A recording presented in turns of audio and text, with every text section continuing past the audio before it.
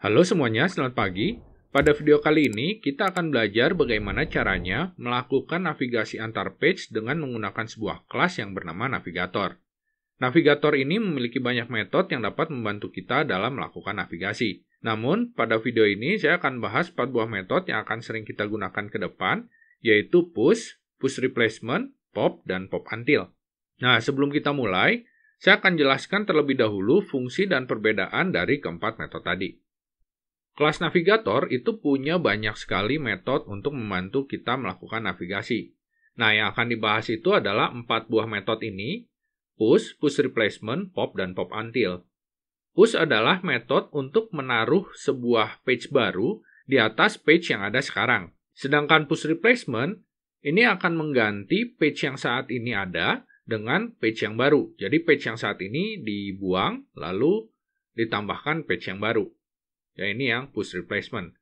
Kalau pop itu menghilangkan atau membuang page yang ada saat ini. Jadi pindah lagi ke page yang sebelumnya.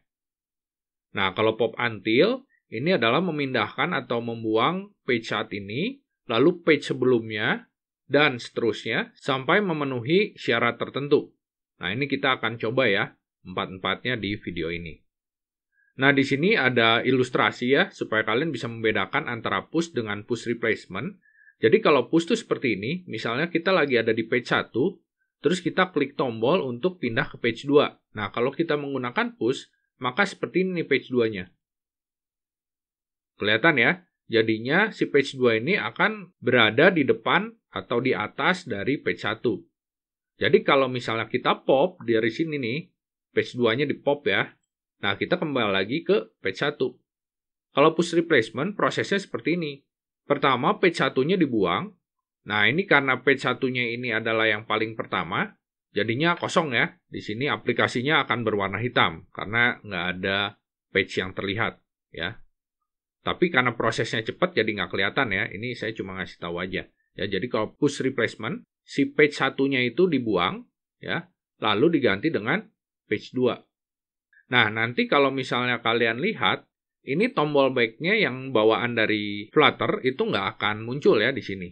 Ya, terus kalau kalian pencet back-nya tombol back Android ya, ini akan pindahnya keluar ya, jadinya keluar dari aplikasi. Kalau page 2 ini sudah menjadi page yang paling awal.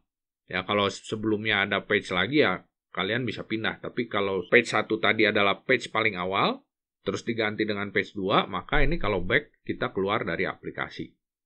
Tapi kalau kita paksa pop, misalnya kita buat satu button untuk nge-pop, ya nanti bakalan seperti ini ya hasilnya. Jadi hitam. Kenapa? Karena ya udah nggak ada lagi page yang mau ditampilin, ya. Karena dia adalah page yang paling pertama, si page 2 tadi. Page 1-nya udah dibuang. Nah, sekarang kita coba ya. Jika kalian juga ingin mencoba dengan codingan yang sama, kalian dapat download source code ini dari link yang saya berikan di deskripsi ya. Nah, di sini saya punya satu buah aplikasi yang menampilkan main page. Main page ini berisi satu buah button untuk pindah ke second page. Nah, di sini belum ada codingannya, sekarang kita tambahkan codingan untuk pindah ke second page. Kita gunakan cara yang pertama, yaitu push. Kita gunakan navigator, titik push. Untuk root-nya kita pakai material page root, lalu dia butuh builder. Nah, buildernya ini membutuhkan satu buah fungsi dengan parameter build context. Ini saya berikan konteks ya, nama parameternya. Lalu akan mengembalikan satu buah widget, di mana widget itu adalah page yang berikutnya. Berarti di sini saya berikan second page. Save. Nah, seperti ini ya.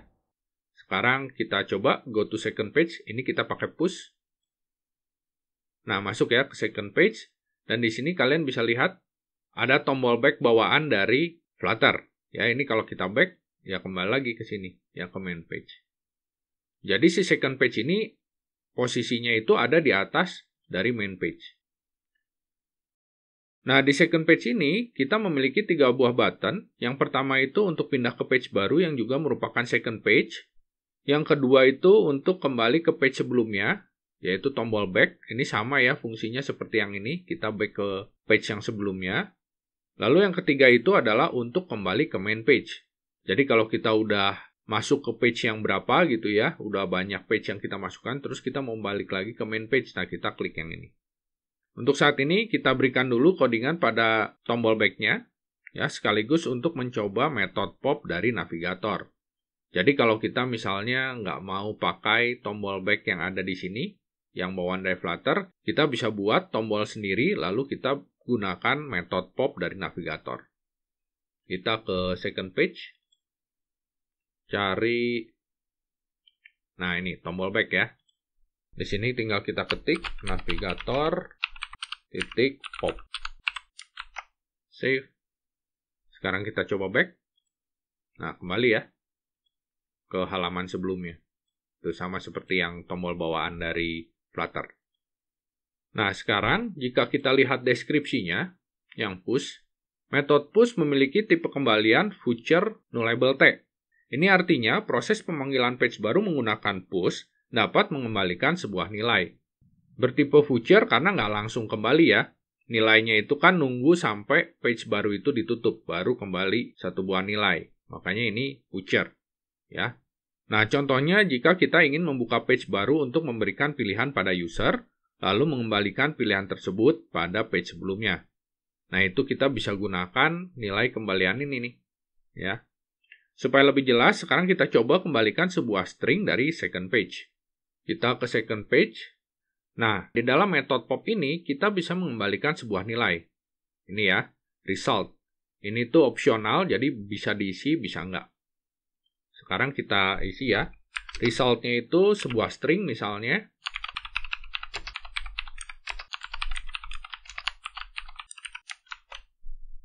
Saya berikan nilai kembaliannya itu adalah hello from second page. Nah, di sini kita akan tangkap ya. Jadi setelah memanggil navigator push, di sini kita tambahkan titik then. Kalau misalnya push-nya ini udah selesai, berarti udah kembali lagi ya dari second page, maka lakukan anonymous method yang ada di dalam then ini. Ya, jadi then ini akan meminta satu buah method untuk dijalankan jika proses push ini udah selesai. Di sini ada parameter value. Value ini akan berisi nilai yang dikembalikan dari second page. Di sini tipenya dynamic karena di sini kita tidak menentukan tipenya ya, si push-nya. Karena kita sudah tahu kembalian dari second page itu adalah string, maka di sini kita berikan ya, string, tipenya. Oleh karena itu value-nya jadi nullable string. Sekarang di sini saya tampilkan ke debug console ya, menggunakan log. Lognya jangan lupa, jangan log yang mat, tapi lognya yang developer. Nah, ini entah kenapa lognya itu nggak ada ya yang developer, nggak apa-apa. Kita import dari sini aja ya. Nah, ini. Ya, jangan lupa importnya Dart developer ya, bukan yang Dart mat. Nah, ini kita tampilkan value-nya. Kalau value-nya itu null, kita tampilkan no return value.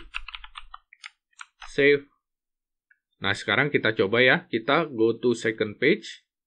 Nah, kalau kita kembalinya itu menggunakan button bawaan dari Flutter, nah ini no return value ya, karena kita memang tidak mengembalikan sesuatu. Nah, tapi kalau kita back-nya itu pakai tombol back, kita akan menggunakan pop, lalu kita memberikan return value nih. Ya, nah ini yang akan ditangkap oleh metode ini nih. Ya, value-nya itu isinya ini, hello from second page. Kita coba ya, saya back di sini. Nah, keluar ya, hello from second page. Lalu ditampilkan ini di layar. Oke, sekarang kita coba menggunakan push replacement ya.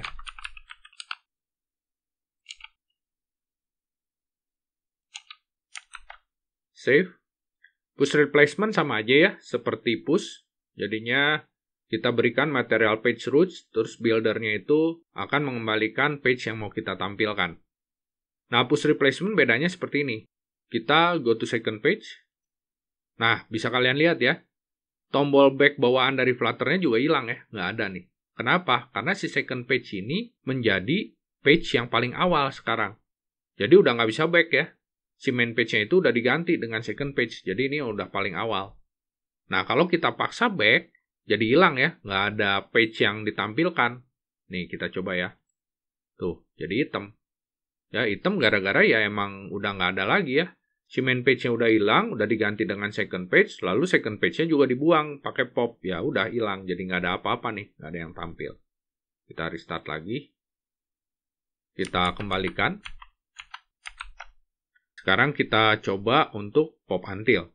Agar terlihat lebih jelas, kita tambahkan codingan di button go to second page again. Nah, yang ini. Ini kita tambahkan navigator titik push.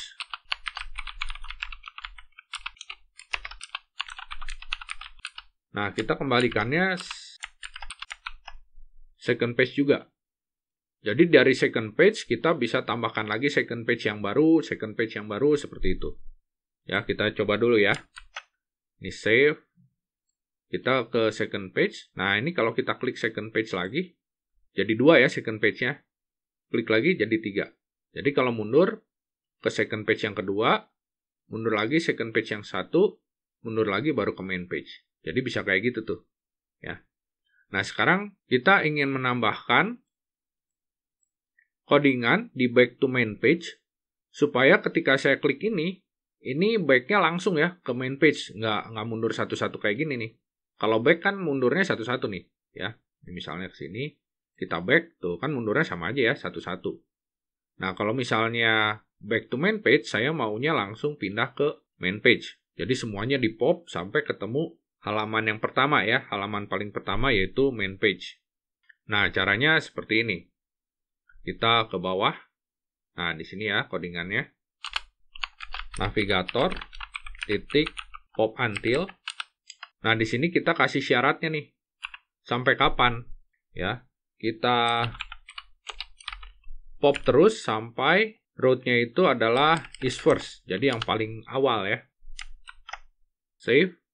Kita coba ya sekarang.